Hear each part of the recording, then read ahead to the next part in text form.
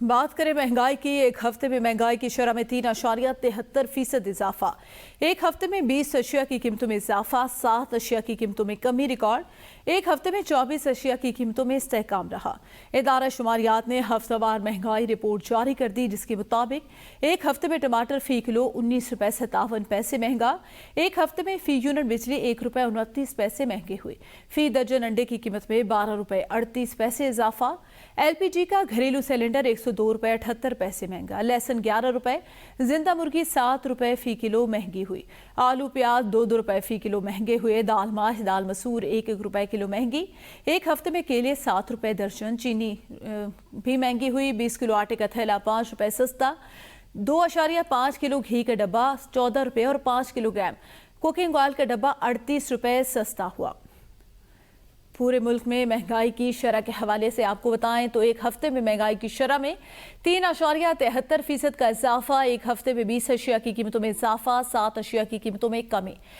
मजीद जानते हैं शाहिद कुरैशी से। जी शाहिद, बताइएगा, इदारा शुमारियात ने हफ्तावार महंगाई रिपोर्ट जारी कर दी है।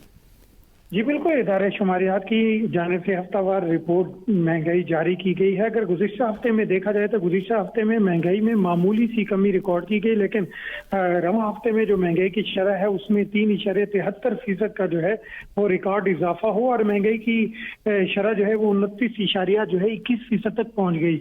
एक हफ्ते में जो औसत 20 अशिया की कीमतों में जो है वो इजाफा रिकॉर्ड किया गया, 7 अशिया की कीमतों में कमी, जबकि एक हफ्ते में 24 अशिया की कीमतों में इस्तेहकाम रिकॉर्ड किया गया।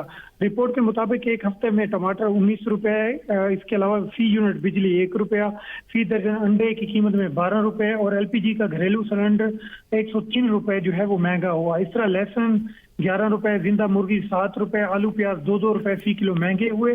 दाल माश दाल मसूर भी 1 रुपए फी किलो महंगी हुई। एक हफ्ते में केले 7 रुपए फी दर्जन, चीनी 2 रुपए फी किलो जो है वो महंगी हुई, जबकि 20 किलो आटे का थैला 5 रुपए सस्ता हुआ, जबकि 2.5 किलो घी का डब्बा 14 रुपए और 5 किलो कुकिंग ऑयल की डब्बा भी 38 रुपए जो है वो सस्ता हुआ। जी सही, बहुत शुक्रिया शाहिद कुरैशी।